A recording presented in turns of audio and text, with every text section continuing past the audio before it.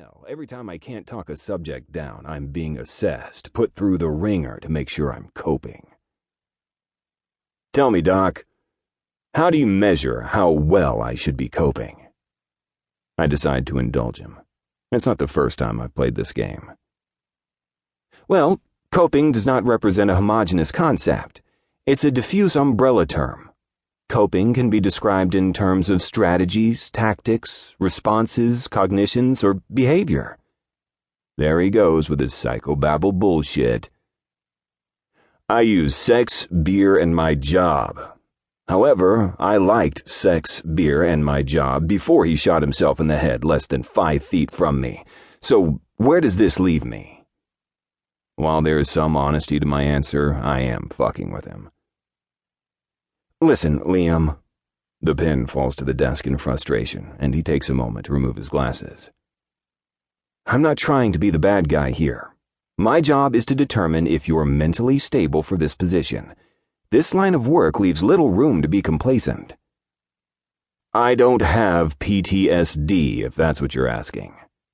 He doesn't comment, doesn't show signs of agreeing or disagreeing, just adds a note to my file before continuing. Let's talk about Incident 9837. He flicks through his paperwork, pulling out a file and opening it up. You'll have to refresh my memory, Doc. Richard Fallon. He starts reading through the transcripts, but truthfully, there's no need. I can recall the incident in clear detail. Hetcherson, 11:15 a.m. Do you need me to tell you how this plays out? What happens when you put a bullet in your head? The mess you will make when the bullet leaves the chamber and explodes into your skull? What's worse, you might not even die. Then what, Richard? Do you want your family to see you like that? The scene plays out in my head as he reads the play-by-play of the incident, yanking me back to the night I witnessed the second suicide I couldn't prevent. Sterling, 11:20 a.m. You're losing him, Hetch. Hetcherson, 11:21 a.m. No, the risk is low. Give me more time.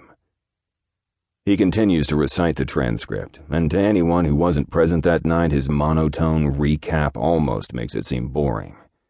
Inconsequential in the grand scheme of things. But I know differently. They're my words. That's me trying to save a distraught man who had just lost his wife. It was far from boring.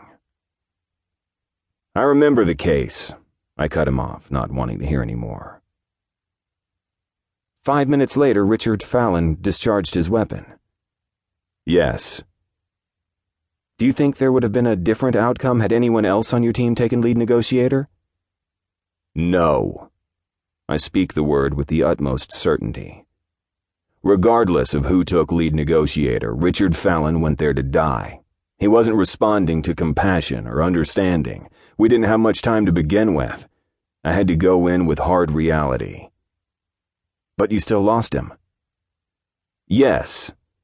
I hate the way my fist clenches on that word, my body's reaction to the failure coursing through me because of the truth. His eyes track my movement, landing on my clenched fist with a knowing glance. How do you feel when you're called out for a possible suicide? About as excited as having to sit here and answer these questions. Deflecting with humor is a sign of negating the real issues at hand. His jab shuts me up, and I wait for the next question. Do you think what happened to your father hinders how you handle a negotiation situation? I don't think so, but I'm not the professional. You tell me. You have my file. I know I'm not helping my case here, but I'm growing tired.